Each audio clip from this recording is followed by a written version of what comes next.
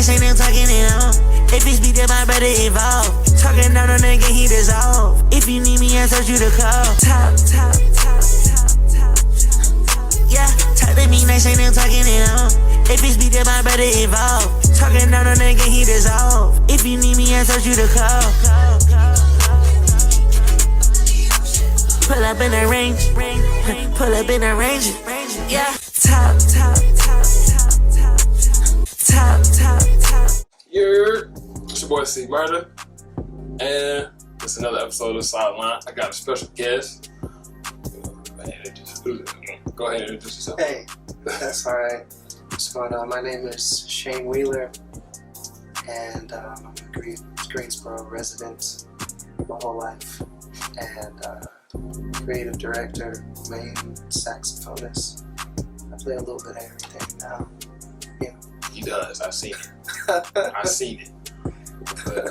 But yeah, it is. Nah, he's dope for real. I mean, y'all know me. I'm just a podcast host. And skit creator. So y'all look out for that too. We got skits coming on the way. So y'all look out for that. But this ain't about that. This is about my main man Shane here. So I just brought him on. Asked him. I met him a long time ago. Back at one of my homeboy Alex's his birthday dinner. We had something going on. And that's what. Yeah, we're gonna get right into it. So I got a couple questions for you. Light, simple questions. So the first one is what got you into music? Well, probably just like a lot of people in school, middle school, kind of like 5th grade. But my parents forced me to play sax. I wanted to do drums. Oh, okay. They were like, "Nah, you're gonna be a saxophonist." So I was like, "Well, can't complain." And then just started music in public school, and it wasn't until like junior year of high school where I started to be like I really like this thing, like I'm having fun. And even then, like, college was a whole different thing, but that's what took me into college. So, Okay. So, yeah. Nah, there's a lot of black drummers out there. We already know. As soon as black folk get on, they just be like, all right, I'll play drums. Hey, I got a drum set back there. Every time somebody come on, they just want to play the drums. And I'm cool with it, but if I got a headache, I'll be like, come on, bro. Can you just not, But, yeah, so yeah, everybody want to play the drums. I can play drums too, but I ain't that good. So, okay. What made you want to become a musician, like, specifically, though? Was it just like... Well, even though my parents forced me to do sax, they had a lot of like 90s and 80s jazz saxophonists, like their music. And so it was kind of like they weren't able to do music, so they kind of just had a whole CD collection and played music in the house all the time while they did, something else, like they gave up music, or their parents made them, they weren't able to do music. And so I listened to like, Gerald Albright is one of them, and that's kind of like a big inspiration. Like I really looked up, or still look up to him, and that's where I started to be like, the sax is kind of cool. Like I want to play like that, and that was just early on. It kind of matured as it went along. It's kind of been like 13 years now. So damn. Once I got to college, it was a totally different thing because I was an adult. I was like, like I gotta make some money. You know what I'm saying? Yeah. So that's when I was like, okay, like I want to do this for the rest of my life. Okay. Like I want to do it as a profession. Okay. Yeah. Ain't nothing wrong with that, man. Ain't nothing wrong with that at all. Okay, well, this actually isn't on the list, but what was your first performance? Whew. I was lucky in the middle school I had because he would have the jazz band perform outside of the school. So it was I don't know the place. I honestly don't even know if it's still open. But my first performance was like 7th grade, and we did a whole jazz performance with dinner. Like people were able to have some type of spaghetti dinner or something like that, yeah. And that was the first ever performance that I did. Like I guess I had some stuff in 6th grade, but like it was in the school, so I didn't really treat that like that. But whole like field trip, like taking a van together, like yeah. So that was the first performance. Okay. Well, I guess your answer is I was gonna say favorite musician now or past. Yeah, what would you say? I mean, I can elaborate. I with my parents' whole like collection, kind of grew up listening and appreciating a lot of music.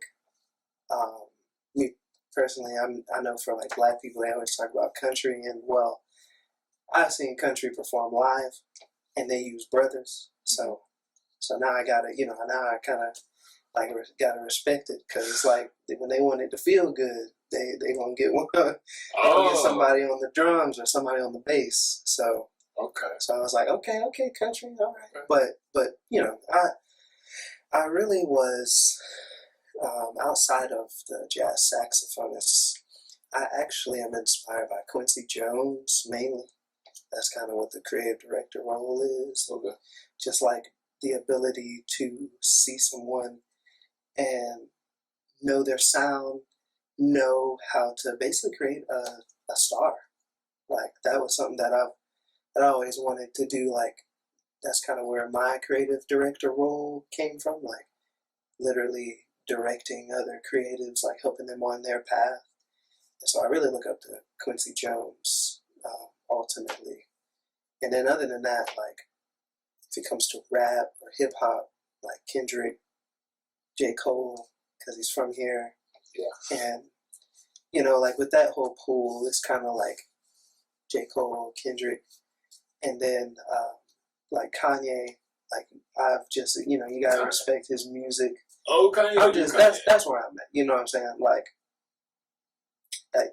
where he's at right now. That's cool.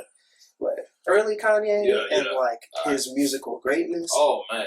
Like as a musician myself, I respect that. Okay. All right. Well, this is a fun question. I'll let you finish, but all right. What is your favorite Kanye West album? Since you said Kanye. Okay. Well, My Beautiful Dark Twisted Fantasy. It's crazy. I mean, when I grew up, I later on listened to the other stuff, because like when that came out, I was like a kid. It was just on the radio.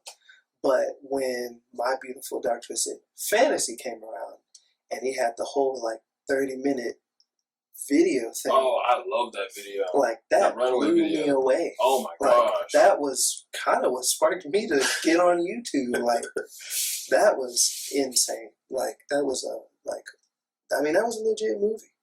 Like oh yeah. That's true film. Yeah. That joke was phenomenal. So that's when I started to like, okay, this is insane. And I guess like after that, the albums for me are like all right. Like you like 808s and Heartbreak? Yeah, I was saying like that's dope. And then like as time went on, it's like all right. Like Yeezys or what's the other ones? What is it? Life of Pablo? Yeah. Like that one? Those were like like they're good, but to me it was nothing like 808, My Dark Twisted Fantasy, and anything before that. Like it just wasn't the same. And like knowing him, it's like he dealt with a lot then, so it's like it makes sense growing up understanding that. But that's how I feel about that. So. Okay. Fair enough. That's another Kanye talk for now. Yeah. Yeah. Okay. So, do you Do you write like your own like compositions and stuff? Yeah. I actually have an album out under my name, made with my collective. That was kind of like the first thing. It's called Unheard, and I have 13 tracks. It's available everywhere, and that was kind of my first step into that direction, and kind of the first step into like creating songs and then bringing it to a group and letting it blossom with the group. That was 2021. Yeah, May 2021. Wow. That's pretty recent too. Yeah. Oh yeah, I'm about to listen to that then. All right. Oh yeah, and they are long, which, I guess as a young Shane that just was in the jazz program, we just kind of had to get it out of our system. We ain't know about production. We didn't really know about performing either. So writing isn't for everybody.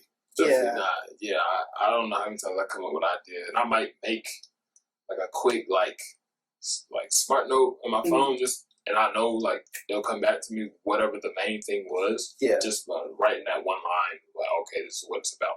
Yeah. But yeah, okay, I can understand that. It's exactly like that. Like, I'll have some melody, and it's funny because like I'll be self-conscious, like, dang, like that probably don't get the whole song, but because everybody knows the whole process now, I just send my melody, or like I play some bass, so I'll make a bass line, and then from there people kind of understand, like, okay, we need chords, like, like it's kind of a little system now. Okay. With the homies. Okay. Yeah. I was gonna say, for people who are, I guess, trying to get into music, and maybe they're trying to decide, maybe what first instrument they should play, or trying to decide, I guess, pick what they would find comfortable, I guess, playing in the instrument, or the different types. I don't know all of them, but yeah, it's been a minute. Yeah. But how would you say for that person to go by like picking that? Mm-hmm. Well, first off, instrument wise, piano.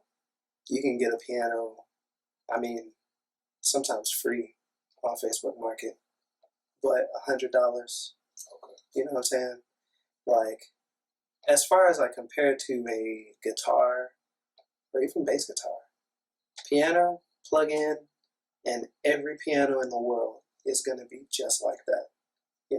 Like, a lot of times pianists don't have to bring their keyboard. That's true. Because there's a place that has one, and it's not any different. It's like 88 keys, and you got YouTube now, you know what I'm saying? Really, you can almost self-teach yourself. Like, like so many people on YouTube that give all different levels of piano playing out. So that's what I recommend. Other than that, it would be the sax, and it's not it's biased, but also that is the easiest instrument to use compared to like clarinet, flute, trumpet, trombone. Like, you said trumpet is kind of hard.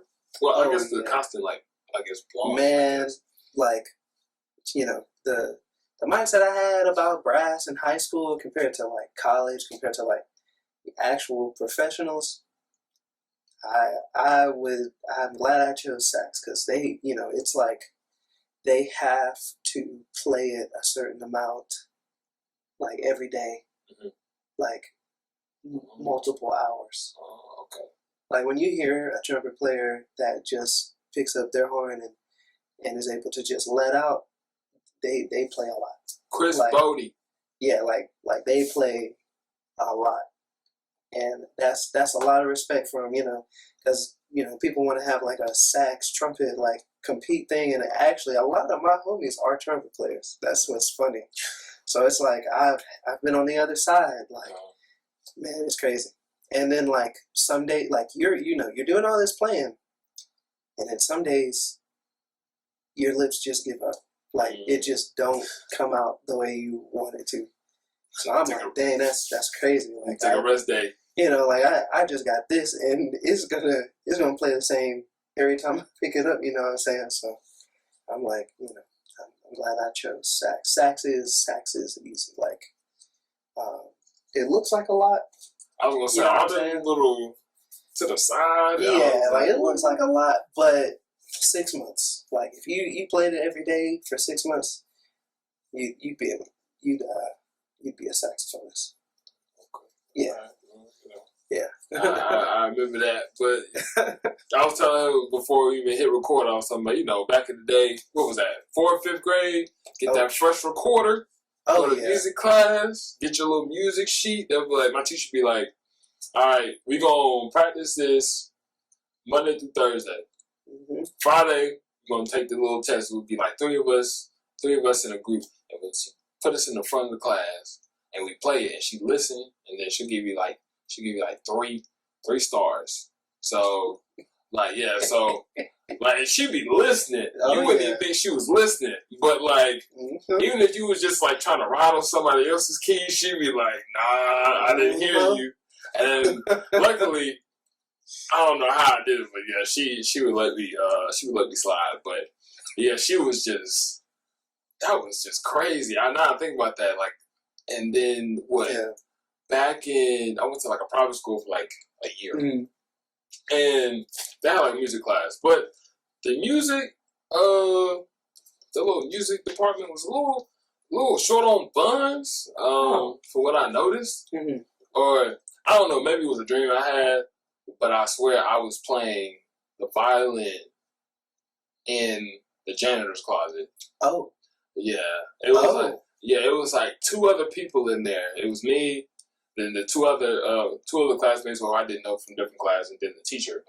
Damn. And I was just like, wait, first of all, now think about it, why was it just us 3 in that class? Yeah. Where are your other students? Right. I guess that's all they had. They only had 3 violins and no music room. But then I couldn't see her again after that, so I didn't know. Yeah, I didn't know if she just quit or I had dreamt it. Right, that's why you thought it was a dream. Yeah, the broom closet was already suspicious enough. So, it was just I didn't see her again after that. But yeah, okay. With any musician for the past or present, who would it be? I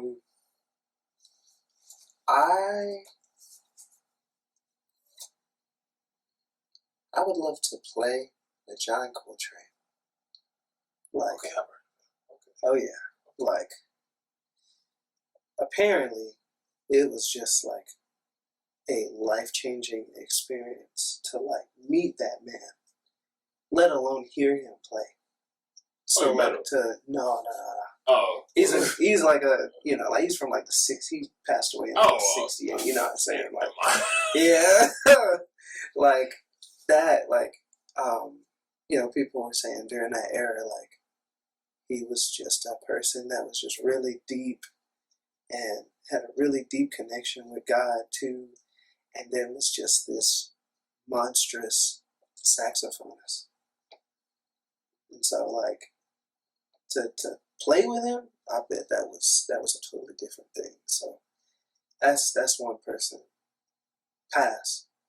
And I would say right now, maybe not necessarily musicians, but I want to work with what I said, J. Cole, Kendrick. Because the thing about Quincy Jones is that during kind of his peak with Michael Jackson, he was working with the rappers then and putting them with the older jazz artists from the 40s and 50s and 60s, and bringing them together. And I've always envisioned that, and that is what's happening now. There's a guy named Adam Blackstone who basically is a jazz bass player, but he makes music for a lot of celebrities. He made the Super Bowl, if not the whole thing, a chunk of the Super Bowl for Rihanna last year. Okay. So stuff like that, that's, that's That's what I want to work with, like J. Cole, Kendrick, Drake, those guys. Okay. All right. If I could perform with somebody, let's see who it would be.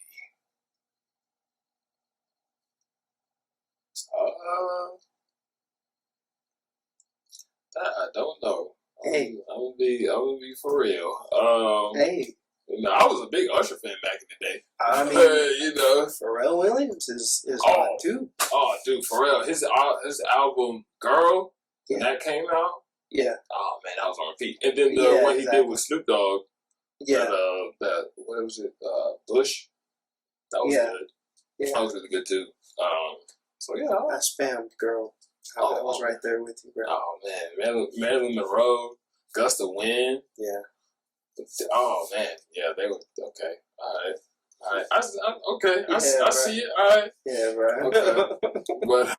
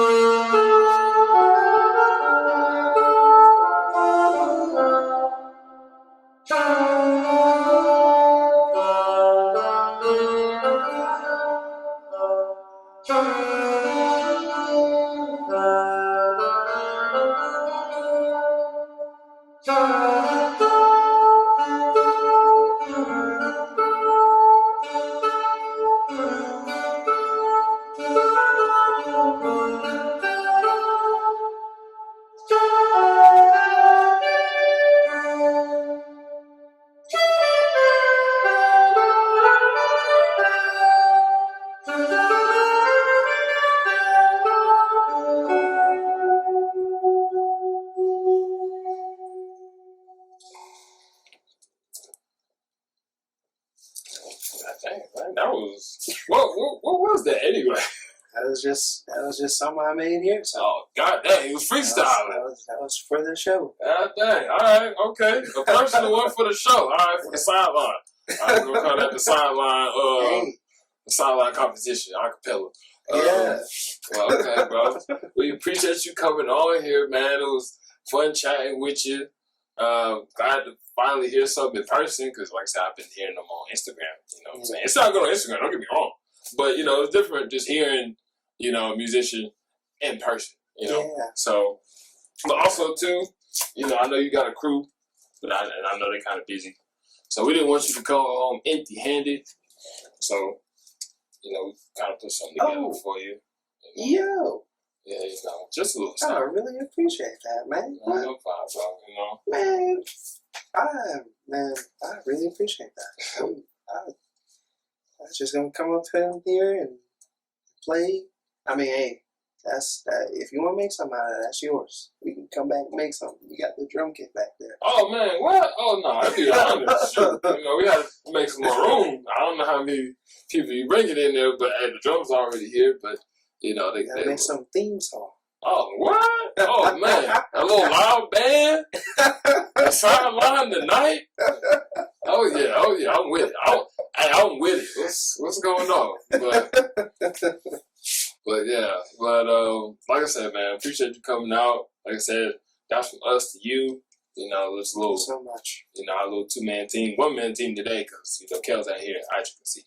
But yeah, so yeah, man, I really appreciate you coming back on, man, or coming on. Thank you. Shoot, it's been an honor, man. But guys, that's gonna do it for this episode. Hope you guys enjoy. Hope you guys, you know, I didn't say this at the beginning, you know, like, share, subscribe. I'll be sure to post this on our other channel, the Sideline Studios, my personal channel. But yeah, go ahead and check them out too. You get in Greensboro, or I don't know where else you travel. I was gonna say, Instagram. Oh, mine's Shane _E.W_. And then the collective's Instagram is Unheard Project GSM. And I'll link the card. Yeah, so I can go ahead and put it in there. Okay. Alright, man. Yeah, definitely. So I definitely link it in there for you guys to, follow him, keep up to date in his journey, because this dude be everywhere, I'm telling you. Yeah, so that's gonna do it for this episode. Till then, see you guys next time. It's your boy C Murder. That's been Shane. We'll see you guys next time. Alright, peace. Peace. Pull up in a range, pull up in a range, yeah. Top,